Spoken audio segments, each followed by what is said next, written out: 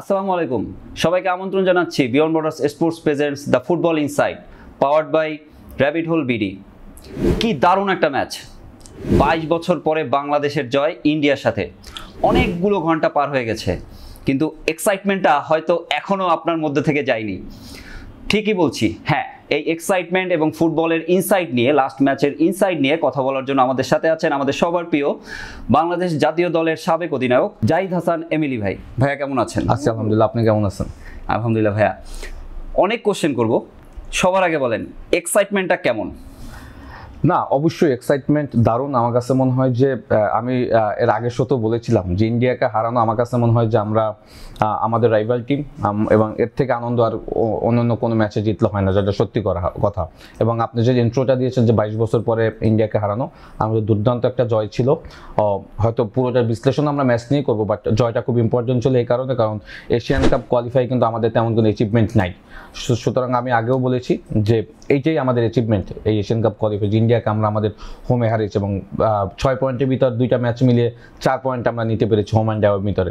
সুতরাং আমি বলবো ইটস এ গ্রেট অ্যাচিভমেন্ট, এবং আমি দলকে অভিনন্দন জানাই, কোচিং স্টাফ যারা রয়েছে তাদেরকে অভিনন্দন জানাই। ভাইয়া, অনেক নেগেটিভ জায়গাও ছিল আজকের ম্যাচের, বাট পজিটিভ জায়গাগুলো নিয়ে যদি আগে কথা বলি, আর্জেন্টিনা বনাম ফ্রান্সের ফাইনাল ম্যাচ, দি মারিয়ার গোল, আজকে রাকিবের পাশে মুরসালিনের গোলটা, কি সেই একটা ফিল কি পেলাম কিনা আজকে এই গোলটা থেকে? নো, অলমোস্ট আপনি যদি দেখেন অলমোস্ট সিমিলার আমার কাছে মনে হয়েছে, কারণ গোলের প্যাটার্নটা অলমোস্ট আপনি দেখবেন যে একই রকমের। প্রথমে আসলে মেসির একটা নক ছিল, দেন আপনার ম্যাকেলিস্টার সামনে থেকে থ্রু বল দিচ্ছে এবং লেফট ফ্লাঙ্ক থেকে এসে আপনার দেখবেন যে ডিমারিয়া ফিনিশ করছে। এটা অলমোস্ট সেম। কাউন্টার অ্যাটাকগুলি আসলে এভাবেই হয়, অ্যাজ সুন অ্যাজ পসিবল আপনি যত তাড়াতাড়ি বক্সের ভিতরে যাবেন এবং যত তাড়াতাড়ি কুইক ফিনিশ করবেন, যেটা আসলে আমাদের গোলটার ভিতরে ছিল। এবং অলমোস্ট সিমিলারই মনে হয়েছে ফ্রান্স এবং আর্জেন্টিনার যে কাউন্টার অ্যাটাকের গোলটা, অলমোস্ট মুরসালিন এবং রাকিব সেটাই করে দিয়েছে। এবং দুর্দান্ত রাকিবের আমার কাছে মনে হয় যে স্প্রিন্ট ওয়ার্কটা ছিল, অ্যাট দ্য সেম টাইম ফিনিশিংয়ের জায়গাটা আমি আগের সাথে বলছি যে মুরসালিন দ্যাট কাইন্ড অফ প্লেয়ার যে কিনা আসলে গোল করতে জানে, গোল করাতে জানে, এবং সে সময় মতো কিন্তু তার পজিশনে সেট আপের জন্য রেডি ছিল। আমি বলবো দুর্দান্ত একটা গোল। মানে এই জায়গাগুলোতে কিন্তু আমি অনেক, আপনি হয়তো দেখেছেন অনেক বড় বড় প্লেয়াররাও হয়তো শটটা গোলকির বডিতে লাগে বা কোনো একটা জায়গা থেকে সেভ করে ফেলে। কি সুন্দর করে বলটা একদম ভিতরে চলে গেল, 2 পায়ের নিচ দিয়ে চলে গেল বলটা। নো, এটা ইজ ডিপেন্ড অন আসলে আপনার কোয়ালিটি। হ্যাঁ, আপনার কোয়ালিটি না থাকলে আপনি এই ধরনের ফিনিশ করতে পারবেন না।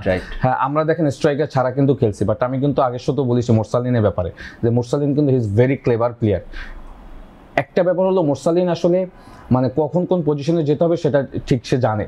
হ্যাঁ, পুরো ম্যাচে মুরসালিন কি খেলছে আমি আই ডোন্ট নো, বাট আমার কাছে যেটা মনে হয় যে সে তার কাজের কাজটা করে দিয়েছে। এবং আমি যেটা বললাম, যখন রাকিব আপনার লেফট ফ্ল্যাঙ্ক থেকে আসলে স্পিড ওয়ার্ক করেছে, তখনই কিন্তু মুরসালিন কিন্তু তার সাথে সাথে কিন্তু স্পিন দিয়েছে এবং সে কিন্তু তার পজিশন নিয়েছে।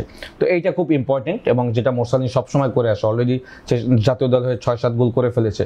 বলবো যে দুর্দান্ত গোল এটা। আচ্ছা ভাইয়া, এই ম্যাচের আগের শোতে আপনি একটা 11 প্রেডিকশন দিয়েছিলেন, সবগুলো হয়তো আপনার চাওয়া অনুযায়ী হয়নি, বাট যে 11টা দিয়ে শুরু করেছিলেন, এটা কি মানে আপনি কি হ্যাপি ছিলেন এই 11টা নিয়ে? না, অলমোস্ট আমি শুধু গোলকিপিং পজিশনটাতে একটা চেঞ্জ ছিল এবং মিডফিল্ডে হয়তো আমার একটা চেঞ্জ ছিল, যেখানে সোহেল বড় সিনিয়র সোহেল রানা ক্যাপ্টেন হিসেবে খেলেছে। বাট আমার কাছে মনে হয় যে কোচ তো ডেফিনেটলি তার যে প্ল্যান রয়েছে সেই প্ল্যান অনুযায়ী টিম সাজাবে। এবং ইটস ট্রু যে আমার কাছে মনে হয় যে বেশ ভালোই করেছে, দলটা কিন্তু খারাপ করেনি। হ্যাঁ, তো বাট আমি যে পজিশনটাতে মানে স্পেশালি একটু আমার যে ল্যাকিং ছিল, সেটা কিন্তু আসলে হোল ম্যাচে কিন্তু সেই জায়গাটা কিন্তু শেকিং ছিল। যদি আপনি গোলকিপিং পজিশনটাতে বলেন, মিতুল মার্মা কিন্তু আমার কাছে হোল অফ দ্য ম্যাচ আমার কাছে মনে হচ্ছে যে আমাদেরকে সবসময় টেনশনে রেখেছে। হ্যাঁ, আপনি যদি দেখেন সে যে মিস্টেকগুলি আসলে করা শুরু করেছিল, আমার কাছে মনে এই না আমরা গোল কনসিড করে ফেলি। হ্যাঁ, তো সেই জায়গা থেকে আমি আসলে ধরে নিয়েছিলাম যে শ্রাবণ হয়তো বা সুজনকে স্টার্ট করাবে, বাট কোচ তার উপরে কনফিডেন্ট রেখেছে। বাট ম্যাচের সময় যত গড়িয়েছে মিতুল মার্মা কিন্তু তার কনফিডেন্ট লেভেল গ্রো করেছে। বাট যদি ফার্স্ট হাফ দেখেন, মানে আমার মনে হয় যে একটা দুইটা এমন ব্লান্ডার মিস্টেক করেছিল যেটা থেকে আমরা গোল কনসিড করতে পারতাম। দর্শক হিসাবে আমরা যখন খেলা দেখতে বসি, আমাদের ভিতরে অনেক এক্সাইটমেন্ট কাজ করে, বাট আজকের খেলায় যখনই মিতুল বর্মার কাছে বল গেল, আমরা একটা আতঙ্কের মধ্যে ছিলাম, কারণ এইটা কিন্তু সে লাস্ট কয়েক ম্যাচ থেকে এটা বিল্ড করেছে। রাইট। না, ব্যাপারটা হচ্ছে যে আমরা যে সিস্টেম অফ প্লেতে ফুটবল খেলি, আমরা কিন্তু আসলে কোচ কিন্তু মিতুল মার্মাকে দিয়ে আমি বললাম যে বিল্ড আপ করানোর চেষ্টা করে। তপু বর্মন এবং তারেক কাজী তাদের কাছে বল দেয়, এবং ওইটা কিন্তু তারা আবার মিডফিল্ডে কিন্তু তারা সাপ্লাই দেয়, দেন কিন্তু অ্যাটাকটা শুরু হয়। বাট আপনাকে বুঝতে হবে যে আপনার অপোনেন্ট যখন হাই প্রেসিং করবে আপনার ওই অ্যাবিলিটি আছে কিনা বক্সের ভিতরে আপনি ওই পাসিংগুলি করা, এবং আপনি যদি ফার্স্ট হাফে দেখেন প্রত্যেকবারই কিন্তু আমরা এই মিস্টেকগুলি করছিলাম। এবং একটা তো হামজা একদম গোল লাইন, মানে আমি এটা বলবো যে হামজা ইসে মানে ফ্লাইং ম্যান। আমার মনে হয় যে ওই সময় হামজা না থাকলে ওটা আমরা গোল কনসিড করতাম। সুতরাং এগুলি কিন্তু মিস্টেকগুলি মিতুল মার্মা থেকেই শুরু হয়েছে। সুতরাং আপনি এই ধরনের ফুটবল ম্যাচ তখনই খেলতে পারবেন যখন আপনার আসলে কনফিডেন্ট লেভেল অনেক উপরে থাকবে। বাট এটাতে কি হয় জানেন, এটাতে আপনি আস্তে আস্তে কিন্তু মিস্টেক করেন এবং আপনার কনফিডেন্ট লেভেল ডাউন হয়। এবং মিতুল মার্মা কিন্তু একটার পর একটা মিস্টেক শুরু করেছিল, যদি স্পেশালি ফার্স্ট হাফে দেখেন, এবং সেকেন্ড হাফেও কিন্তু সে কিন্তু শেকিং ছিল। হ্যাঁ, তারপর আমার কাছে মনে হয় যে ইন্ডিয়া ওই রকমের কোয়ালিটি অ্যাটাক করতে পারেনি দেখেই কিন্তু আমরা হয়তো গোল কনসিড করিনি। বাট মিতুল মার্মা আমার কাছে মনে হয় যে এখান থেকে বেরিয়ে আসতে হবে। আদারওয়াইজ আপকামিং যে ম্যাচগুলি আছে সেখানে কিন্তু অনেক ভালো স্ট্রং টিমের সাথে কিন্তু আপনি এইগুলি সুযোগ দিবেন আপনাকে। ভাইয়া, নেগেটিভ কথা তো একটু হলো, একটা পজিটিভ জায়গা থেকে যদি কোশ্চেনটা করি, আপনি তো মাঠে গিয়ে খেলা দেখেছেন, আজকে কয়জন হামজা চৌধুরী খেলেছে বলেন তো ভাইয়া? মানে একবার দেখছি সে বক্সের মধ্যে গোল সেভ করছে, আবার দেখছি রাকিবের ক্রস থেকে হেড দেওয়ার ট্রাই করছে। মানে না, এটা খুব ইম্পর্টেন্ট যে হামজা কিন্তু আসলে আমি আগেও বলেছি যে ভার্সেটাইল প্লেয়ার। হ্যাঁ, একমাত্র প্লেয়ার এই এশিয়ান কাপ কোয়ালিফায়ার যদি আমাদের যে গ্রুপ রয়েছে একমাত্র হামজা যে কিনা ইংলিশ প্রিমিয়ার লিগে খেলে থাকে। এবং দেখবেন অন্যান্য প্লেয়ারদের সাথে তার ডিফারেন্সটাই কিন্তু এখানে। হ্যাঁ, ম্যাচটা যখন স্টার্ট হয় তখন সবাই কিন্তু ম্যাচটা রিড করতে পারে হামজা। হ্যাঁ, যে ম্যাচের কোন কোন মোমেন্টে কোথায় কি হচ্ছে এবং তার ডিউটিগুলি কি এখন হতে যাচ্ছে। আপনি দেখেন গোল পোস্ট ক্লিয়ারেন্স যেটা ছিল, হ্যাঁ, ওইটা হামজার কিন্তু ওইখানে থাকার কথা না, সে কিন্তু ওখান থেকে ক্লিয়ার করে কিন্তু আবার দেখেছে যে মিতুল যখন ফল্ট করেছে মানে ফ্র্যাকশনেবল সেকেন্ডের ভিতরে কিন্তু সে বক্সের ভিতরে আসছে এবং সে কিন্তু হেড থেকে গোলটা ক্লিয়ারেন্স করে দিচ্ছে। এবং আপনি সেটা বলেছেন যে হামজা কয়জন মাঠে খেলছে, আমি তো আসলে দেখেছি যে ওর তো আসলে হোল্ডিং মিডফিল্ডার হিসেবে খেলেছে। সামটাইমস আমি তাকে রাইট ফ্ল্যাঙ্কে দেখেছি, রাইট ব্যাকে দেখেছি, সেন্টার মিডফিল্ডের সামনে দেখেছি, অ্যাটাকিং থার্ডে দেখেছি। আমার হচ্ছে হোল অফ দ্য মাঠে আমরা হামজাকে পেয়েছি এবং যেটা হামজা সবসময় করে থাকে। এবং এই কারণেই আমার কাছে মনে হয় যে হামজার সাথে আমাদের বাকি প্লেয়ারদের ডিফারেন্সটা আমরা বুঝতে পারি। একদম প্রপার অলরাউন্ডার। সোশ্যাল মিডিয়ায় দেখেছি যে তাকে নিয়ে মিম করা হচ্ছে, শুধু গোলকিপিংটা করা বাকি হামজা চৌধুরীর, ওইটাও মনে হয় আজকে করে ফেলছে। না, হাত দিয়ে ধরেনি, মাথা দিয়ে গোল লাইন ক্লিয়ারেন্স, এটা কনফার্ম গোল ছিল সত্যি কথা বলতে। এটা আপনি যদি একবার লুইস সুয়ারেস একটা কাজ করেছিল উরুগুয়ের সময়, সে কিন্তু হাত দিয়ে বল ধরে ফেলেছিল। বাট হামজা যেহেতু অনেক টল প্লেয়ার, সে কিন্তু মাথা দিয়ে ক্লিয়ারেন্স করে দিয়েছে। But is very very clever player, কারণ ও যদি ওই সময়টা যদি ট্র্যাক ব্যাক করে না আসতো এটা কিন্তু কনফার্ম গোল হয়ে যেত। এবং ওই সময় আমরা গোল কনসিড করলে কিন্তু আপনি ম্যাচের রেজাল্টটাই অন্যরকম হয়ে যেত। রাইট ভাই, একটু ফাহিমকে নিয়ে আসতে চাই। ফাহিমকে কিন্তু আমরা ফার্স্ট হাফে একদমই দেখতে পাইনি বলা যায়। রাইট। আর সেকেন্ড হাফেও তার রোলটা আমার মনে হয়েছিল সে লেগ ব্যাক হিসেবে খেলছে। মানে পিছনের কারণটা কি? এটা কি মানে ইন্ডিয়ার অ্যাটাকের কারণে এটা করতে হয়েছে নাকি মানে প্ল্যানিংয়ে কোনো ভুল ছিল? সত্যি কথা বলতে আমরা যদি পুরো ম্যাচ আপনি বিশ্লেষণ করেন, হ্যাঁ, আমরা যে গোল দেওয়ার পর থেকেই কিন্তু আসলে আমরা অলমোস্ট ডিফেন্সিভ লো ডিফেন্ডিং এ চলে গিয়েছি। হ্যাঁ, আমাদের সব প্লেয়ারের ভিতরে টেন্ডেন্সি ছিল এক গোল যেটা লিড নিয়েছে এটাই ধরে রাখবো হোল অফ দ্য ম্যাচ। তো সেইটাই কিন্তু করার চেষ্টা করেছে। তো সেইটা করতে গিয়ে যেটা হয়েছে যে সব প্লেয়াররা কিন্তু দেখবেন যে সবসময় ইন্ডিয়া যখন অ্যাটাকে এসে সবাই কিন্তু বলের পিছনে গিয়ে কিন্তু আপনার একটা ব্যাকলাইন তৈরি করার চেষ্টা করেছে, যার কারণে কিন্তু আপনি যা বলছেন ইটস ভেরি ইম্পর্টেন্ট যে ফাহিম ফার্স্ট হাফে মোর অ্যাটাকিং খেলছে, বাট সেকেন্ড হাফে কিন্তু সে জায়ান যখন ওই পাশ থেকে আসলে একের পর এক প্রেশার দিচ্ছিল জায়ানের পাশ থেকে, তখন আমার মনে হয় যে কোচের একটা নির্দেশনা ছিল ফাহিমের ক্ষেত্রে যে not more attacking more defending. হ্যাঁ, তো যার কারণে কিন্তু দেখবেন যে ফাহিম আপনার বেশি একটা কিন্তু অ্যাটাকে যায়নি, ম্যাক্সিমাম জায়ানকে হেল্প করেছে। যেটা আমার কাছে মনে হয় যে আপনি যেটা বলছেন যে নেগেটিভ দিকও রয়েছে, পজিটিভ কিন্তু আবার এইটাও রয়েছে যে ইন্ডিয়া কিন্তু অনেক অ্যাটাক করেছে বাট আপনার ক্লিয়ারের চান্স কিন্তু বাংলাদেশ তৈরি করতে দেয়নি। রাইট। হ্যাঁ, তো এটা কিন্তু ওই যে ফাহিম জায়ানকে হেল্প করা, অ্যাট দ্য সেম টাইম যদি রাকিব কিন্তু দেখবেন সাদকে হেল্প করা, সমিত সোম, সোহেল রানা, হামজা চৌধুরী, মুরসালিন, তারা কিন্তু বলের পিছনে গিয়ে মিডফিল্ড থেকে একটা প্যাটার্ন তৈরি করা। সুতরাং এইগুলি কারণেই কিন্তু দেখবেন যে ক্লিয়ার কোনো চান্স কিন্তু ইন্ডিয়া তৈরি করতে পারেনি। অনেক কর্নার কিক পেয়েছে, অনেক থ্রো পেয়েছে, বাট আলটিমেটলি কিন্তু সেগুলি তারা প্রপার হ্যান্ডেল করেছে। হ্যাঁ, তো এটাও কিন্তু আমার কাছে মনে হয় যে অনেক পজিটিভ এবং দলকে জেতানোর পিছনে আমার কাছে মনে হয় যে এইটা সব থেকে বড় ভূমিকা রেখেছে। দল তো জিতেছে, বাট ওভারঅল যদি দেখেন বলের পজিশনিং, রাইট, সব দিক থেকে কিন্তু ইন্ডিয়া এগিয়ে, কর্নার বলেন সব দিক থেকে। সো এই জয়টা হয়তো ইনিশিয়ালি 22 বছর পরে আমাদের একটা স্বস্তি দিয়েছে। রাইট। কিন্তু মানে ওভারঅল খেলার জায়গায় কি আমরা আসলেও আমাদের পারফরমেন্সটা করতে পেরেছি? তা আমাকে যদি বলেন যে খেলার জায়গায় আমি স্যাটিসফ্যাকশন ছিলাম না, হ্যাঁ, কারণ এই কারণে আমি কিন্তু এর আগেও আপনার কাছে বলেছি যে আপনি খারাপ ফুটবল ম্যাচ খেলে ম্যাচ জিতেন, ফ্যান্সরা ম্যাচ জয় চায়। হ্যাঁ, ভালো খেলার কোনো দরকার নেই, ভালো খেলে যদি ম্যাচ হেরে যান ওইটার তেমন কোনো ভ্যালু থাকে না। হ্যাঁ, তো যেমন আজকে আপনি ম্যাচ জিতেছেন, ম্যাচ জেতাতে যেটা হয়েছে যে আপনি অনেক ভুল ত্রুটি করেছেন, সেগুলি নিয়ে মানুষ আলোচনা করবে না, সব পজিটিভ নিয়ে মানুষ আলোচনা করবে। বাট সত্যি কথা বলতে অ্যানালাইটিকের জায়গা থেকে আমি বলবো যে বল পজিশন ডেফিনেটলি ইন্ডিয়া অনেক বেশি ছিল, corner kick, free kick, set piece সব কিছু তো ইন্ডিয়া এগিয়ে ছিল। বাট আমার কাছে মনে হয় যে বাংলাদেশ ওই কর্নার কিক, তারপরে থ্রো, সেট পিসগুলি যেভাবে হ্যান্ডেল করেছে এইটা কিন্তু আবার বাংলাদেশকে এগিয়ে রেখেছে। বাট ওই end of the day ball position কিন্তু তেমন কোনো ম্যাটার ভেরি করে না। আপনি 70% বল পজিশন রাখলেন, ম্যাচ জিতলো অপোনেন্ট, তো ওইটা তো আসলে end of the match valueless হয়ে যায়।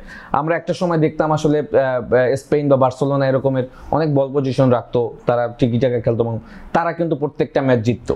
একটা ইন্টারেস্টিং কোশ্চেন, কাবরেরা কি তার নেক্সট 4 বছর কনফার্ম করে ফেললো এই জয় দিয়ে? এটা মানে অ্যাজ এ যদি ব্যক্তিগতভাবে আমাকে কোশ্চেন করেন এবং আমি যদি আমার হাতে যদি কিছু থাকতো, আমি আসলে কাবরেকার এক্সটেনশন করাতাম না, সত্যি কথা। কারণ নেক্সট ম্যাচ আমাদের মার্চে কিন্তু সিঙ্গাপুরের সাথে যার একটা কোয়ালিফাই ম্যাচ রয়েছে, সেটা মার্চের এও ম্যাচ, মানে সিঙ্গাপুরে খেলা হবে। তো এখন কিন্তু অলমোস্ট 4 মাস সময় রয়েছে।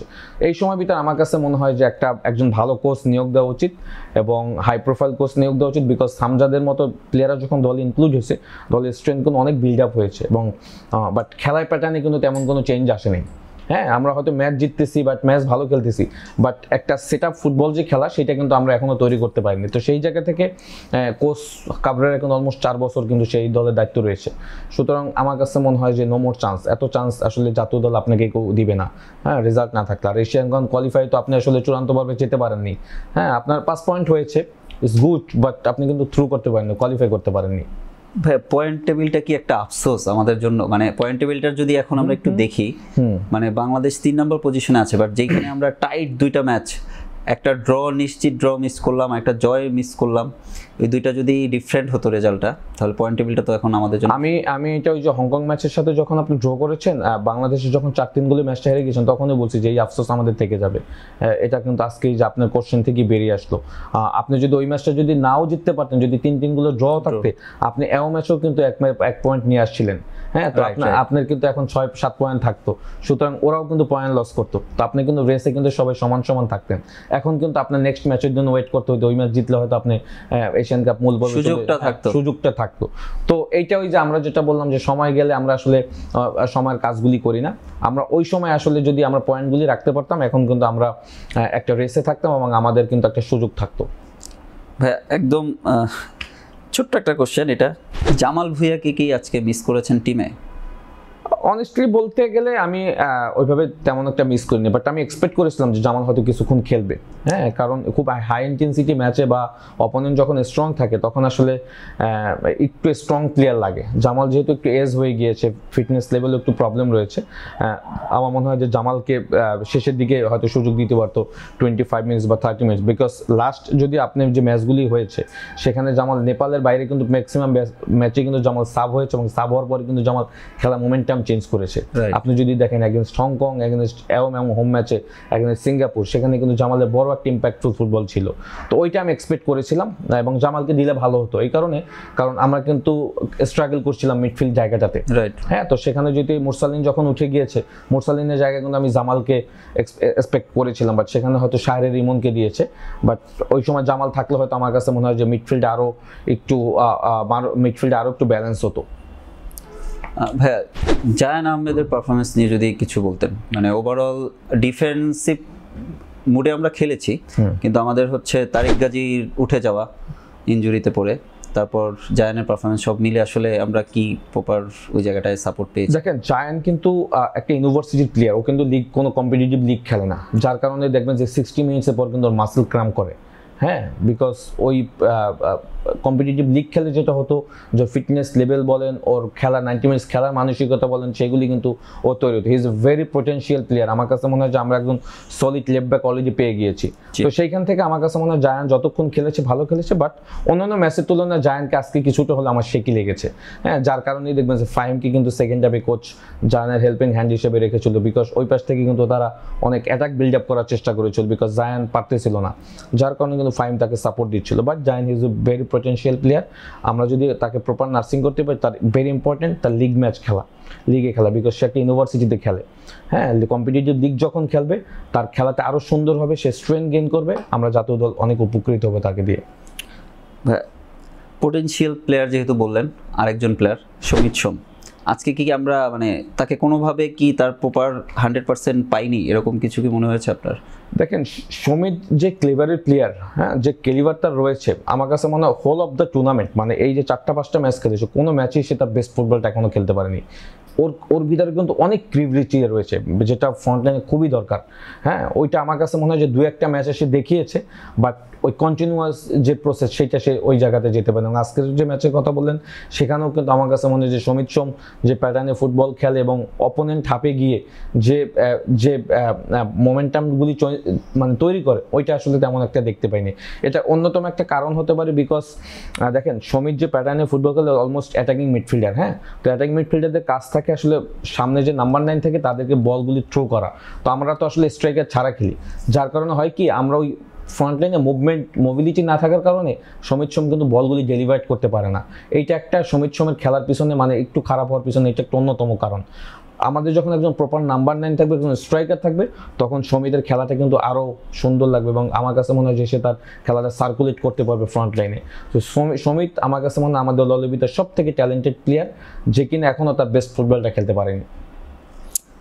একদম শেষের দিকে আমরা জাস্ট একটা কোশ্চেন, এই পুরো বাংলাদেশ যে ফুটবল উন্মাদনায় ভাসছে, রাইট, পুরো জিনিসটাকে আপনি কিভাবে উপভোগ করছেন? আর খেলার তো নেগেটিভ সাইড থাকবেই, এটা বাদ দিয়ে দর্শক যে জিনিসটাকে এনজয় করছে তাদের উদ্দেশ্যে কি বলবেন? দেখেন, বাংলাদেশ ফুটবলে একটা আমার কাছে মনে হয় উন্মাদনা তৈরি হয়েছে, স্পেশালি ইন্টারন্যাশনাল এরিনাতে। ইন্টারন্যাশনাল ম্যাচ আসলেই কিন্তু দেখবেন টিকিট সোল্ড আউট হয়ে যায়, বাট এইটাকে ক্যাশ করতে হলে কিন্তু আপনাকে ঘরোয়া ফুটবলের পাইপলাইনটাও তৈরি করতে হবে। কারণ এক ইন্টারন্যাশনাল ম্যাচ আপনি বছরে 7-8টা খেলেন, বাট ঘরোয়া ফুটবল কিন্তু 10 মাস হয়। হ্যাঁ, সো 10 মাস আপনাকে যদি রানিং রাখতে হয়, সাপোর্টারদের সাথে কানেক্ট থাকতে হয়, সুতরাং ওইটার দিকে ফোকাস থাকতে হবে। ইন্টারন্যাশনাল ম্যাচ আপনাকে কিন্তু একটা দেশের স্পোর্টস অনেক উপরে নিয়ে যাবে না। ইন্টারন্যাশনাল ম্যাচ আপনাকে যেটা করতে পারবে যে মাঠে দর্শক আনবে, বাট প্লেয়ার তৈরি বলেন, ঘরোয়া ফুটবলের সাপোর্টার বলেন, এটা কিন্তু ঘরোয়া ফুটবলের দিকে আমাদের ফোকাস দিতে হবে। বাট যেহেতু একটা মোমেন্টাম তৈরি হয়ে গেছে, মানুষের ফুটবলের প্রতি একটা ফোকাস আসছে, এই ইন্টারন্যাশনালের ফোকাসটাকে ডাইভার্ট করতে হবে ক্লাব ফুটবলের দিকে। তখন কিন্তু আসলে একটা মিক্সড আপ হয়ে তখন কিন্তু আমাদের ফুটবলটা একটা জায়গায় চলে আসবে, যেটা আমরা একটা সময় আমাদের মেইন স্পোর্টসই ছিল ফুটবল। ফুটবলের বাইরে মানুষ অন্য কিছু চিন্তা করতে পারতো না। এখন কিন্তু সেই জোয়ারটা আসা শুরু করছে, সুতরাং এটা একটা প্ল্যানিংয়ের ব্যাপার। আমার কাছে মনে হয় এখন এই ইন্টারন্যাশনাল ম্যাচ আমাদের কিন্তু সামনে আর অনেক দিন কিন্তু আমাদের ব্রেক রয়েছে। এখন যেহেতু আমাদের ঘরোয়া ফুটবল শুরু হবে, সেইটাকে আমাদের কিভাবে আমরা এটাকে এক্সপোর্টস করতে পারবো মানুষের ভিতরে, এবং এইটাকে কিভাবে আমরা আসলে জমজমাট করতে পারবো, লিগগুলি পাইপলাইন কীভাবে তৈরি করতে পারবো, এইটা নিয়ে আমার কাছে মনে হয় প্রপার প্ল্যান করা উচিত। দেন আপনি আমার কাছে মনে হয় যে এই যে ফুটবলের যে উন্মাদনা তৈরি হয়েছে, এইটা কন্টিনিউ থাকবে ইন্টারন্যাশনালের জায়গাও, ঘরোয়া ফুটবলের জায়গাও। ধন্যবাদ ভাইয়া। হোপফুলি দায়িত্বে যারা আছেন তারা হয়তো এই ক্রেজটাকে ধরে আমাদের লিগগুলোর সাথে কানেক্ট করার ট্রাই করবেন। আর ভাইয়া থ্যাংক ইউ আমাদেরকে সময় দেওয়ার জন্য, আপনার মূল্যবান কিছু ইনসাইট পেলাম। হোপফুলি বাংলাদেশ নেক্সট ম্যাচগুলোতেও এরকম ভালো পারফর্ম করবে। ধন্যবাদ আপনাকে। আপনাদেরকে অসংখ্য ধন্যবাদ আমাদের সাথে থাকার জন্য। ফুটবল খেলায় ভালো দিক খারাপ দিক এগুলো চিন্তা না করে আমার মনে হয় আমরা যে জয়টা পেয়েছি আপাতত এই জয়টা এনজয় করি। আবার নেক্সট কোনো ম্যাচের পরে আপনাদের সাথে আবার দেখা হবে। টিল দেন, আল্লাহ হাফেজ।